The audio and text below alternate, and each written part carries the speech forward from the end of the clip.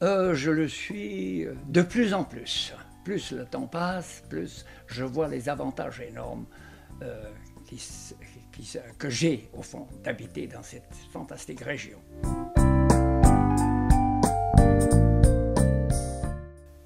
Peut-être son côté international. Je dois dire, j'ai voyagé dans le monde entier et j'ai l'habitude des nations différentes. Je parle plusieurs langues, c'est pour ça aussi. J'ai été aussi dans différentes écoles entre deux, mais disons, le côté international de Montreux est incomparable. Une certaine ambiance large, vaste, qui me rappelle du reste une grande ville que j'aime beaucoup, c'est New York. Aussi, on a cette impression de côté international.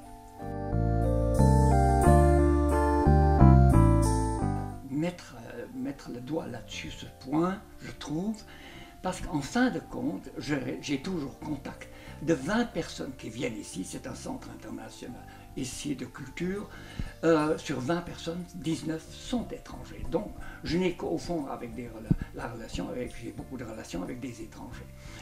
Et alors, ça revient toujours à des petites, je dis qu'est-ce que vous a choqué peut-être, ou comme ça, justement pour les provoquer un peu, pour savoir plus leur opinion.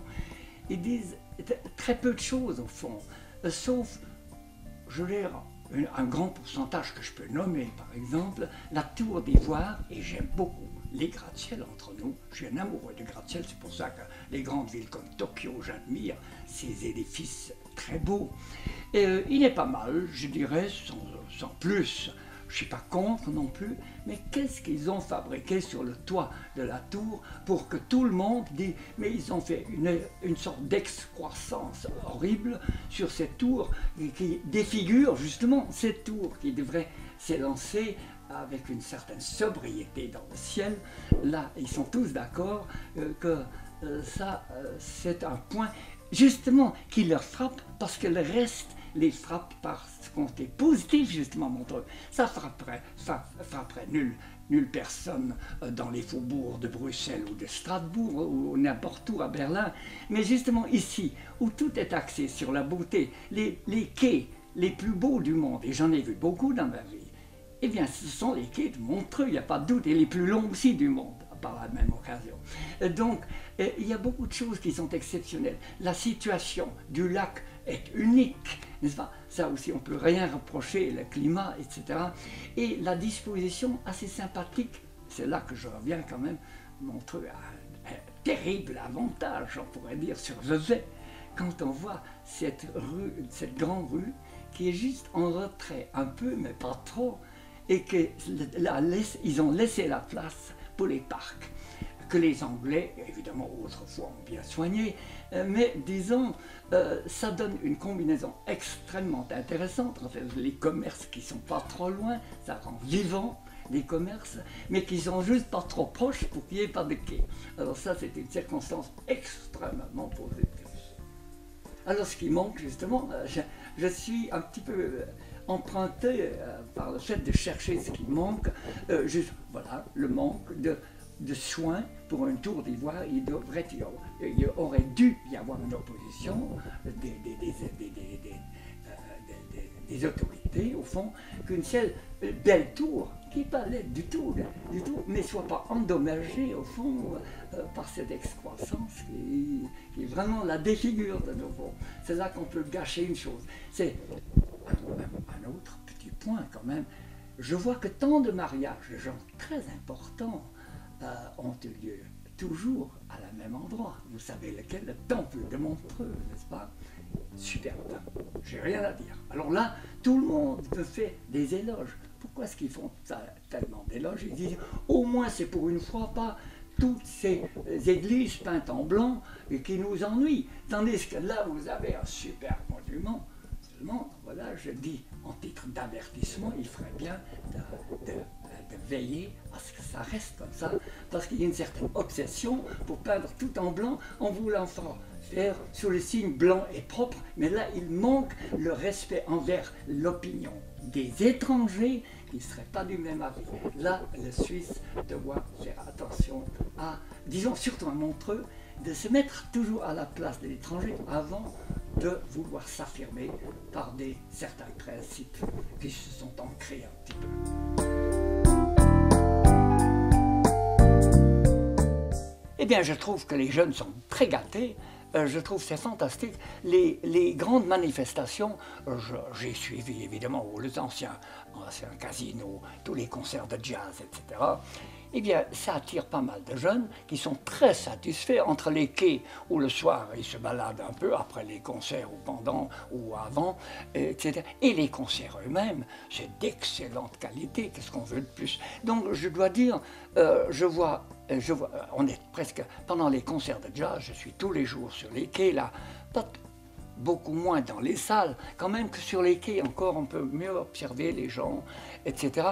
Mais disons, dans les commentaires, je rassemble que des éloges là.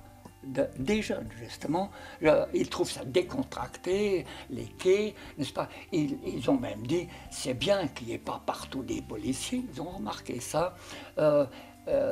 Et heureusement, les Montreusiens ont été très habiles de faire de l'ordre, si on peut, parce que ça, j'aime beaucoup l'ordre, et ils le font aussi, mais un petit peu discrètement, comme ça, c'est parfait. Dans ce sens-là que je peux juste que approuver le sorte de comportement des Montreusiens pour les jeunes, et ils le remarquent, je pense. Du reste, je remarque très peu de... Ils ont remarqué très peu de bagarres ou des choses un peu violentes. C'est minimal en comparaison de la quantité qui bouge là pendant un festival, n'est-ce pas?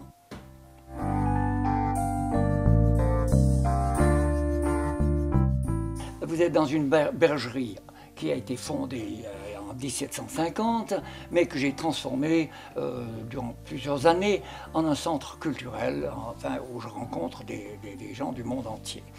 Alors, pourquoi justement cet endroit est également intéressant d'un autre point de vue, qu'il se situe près de Montreux, mais au pied des Rochers de Lay, c'est donc à 1300 mètres d'altitude.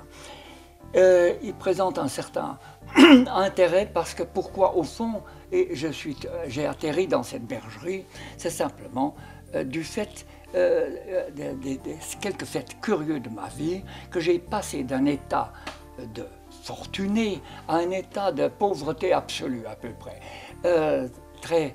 À un certain moment donné, j'étais en pleine étude de médecine, mais ça a été interrompu brutalement par l'arrivée de la guerre et on a perdu tout notre argent, peu importe comment. Mais ça m'a permis tout à coup de rentrer dans le monde de la campagne, parce que restait uniquement une activité d'aider des paysans, de faire un plan, à ce moment-là en Suisse, qui était appelé plan Wallen, pour contribuer à la nourriture, pour produire de la nourriture, etc. Et à ce moment-là, on me retrouve avec 4 chèvres et un mulet, c'est tout ce que j'avais, vous voyez tout. Mais c'était une période extrêmement heureuse pour moi, parce que je pouvais réfléchir en moi-même à la philosophie aussi, j'étais un peu élevé dans cet esprit, et arrivait un autre avantage énorme, grâce au fait qu'on avait perdu tout notre argent, que j'ai découvert tout de suite lorsque les frontières sont ouvertes, la voie vers les grands déserts du monde. Je connais presque tous les déserts du monde, et là que j'ai mêlé les caravanes du nord au sud avec des nomades, j'ai partagé la vie de nomades en Afghanistan, en Iran, en Syrie, on peut nommer toutes ces différentes périodes de ma vie qui étaient extrêmement salutaires d'un point de vue valeur pour moi, de pouvoir penser, réfléchir. Et j'ai vécu même dans les grottes, entre autres, et dans les grands monastères tibétains, dans les immenses monastères du mont Athos, où j'ai travaillé aussi. C'est là que j'ai appris à bâtir des murs, à faire du travail manuel que j'avais jamais vu faire dans ma vie. Et ce qui m'a permis plus tard, c'est justement ça pourquoi je le mentionne, comment j'ai pu moi-même seul construire tout ce qu'il y a autour de moi, toute cette maison, les meubles, les fenêtres, les portes, tout ça j'ai appris au fond, et à fur et à mesure de vécu dans d'autres pays, dans d'autres circonstances. C'est évidemment là que ma vie a aussi bien au Tibet j'ai rencontré à Tibet, en Inde aussi, des personnalités intéressantes. Partout où je passais, je glanais au fond de la sagesse et du savoir manuel. Ce qui a justement fait naître en moi l'idée, pourquoi pas quelque part créer un centre où les gens peuvent apprendre de cette philosophie ou d'une certaine attitude dans la vie, cette indépendance de l'argent aussi, que le bonheur se trouve ailleurs, dans un certain détachement. Alors précisément, on est là dans ce centre que j'ai créé, où des gens peuvent venir pour étudier ou alors passer juste une nuit dans une chambre d'hôte très, très confortable, du reste avec tout confort. Mais le reste est quand même, j'ai gardé exprès un sorte de côté un peu moyenâgeux, un petit peu, pas primitif, mais rustique, disons, en tout cas, comme souvenir, excellent souvenir que j'ai de mon passé où j'avais pas un sou.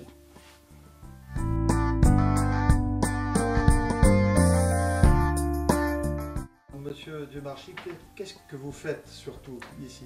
Eh bien, j'enseigne surtout. J'enseigne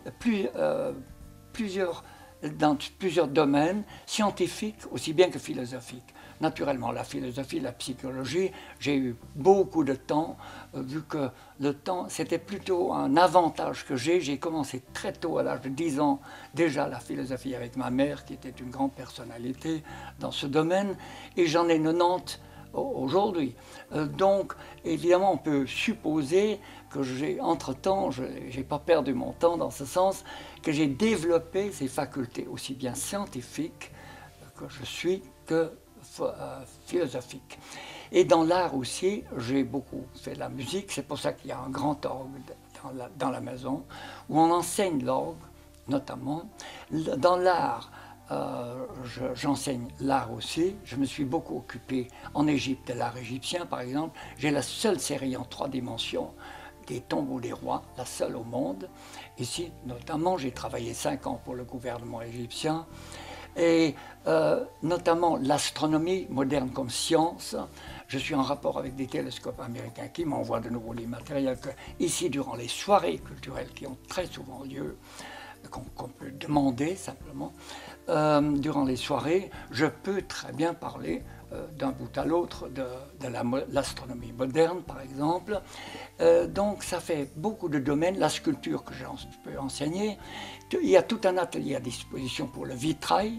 Je suis verrier aussi, parce que j'ai appris le métier de nouveau à Venise dans les grands ateliers.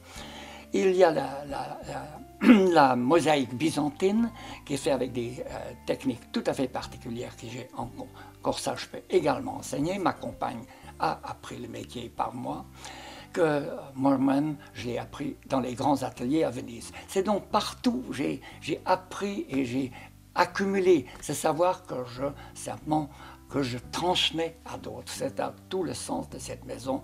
Elle aide à transmettre la beauté. Tout simplement la beauté sous une certaine idée que je suis. En principe, ma philosophie est bâtie sur la non-possessivité et on ne pourra jamais posséder la beauté, on ne peut que l'admirer.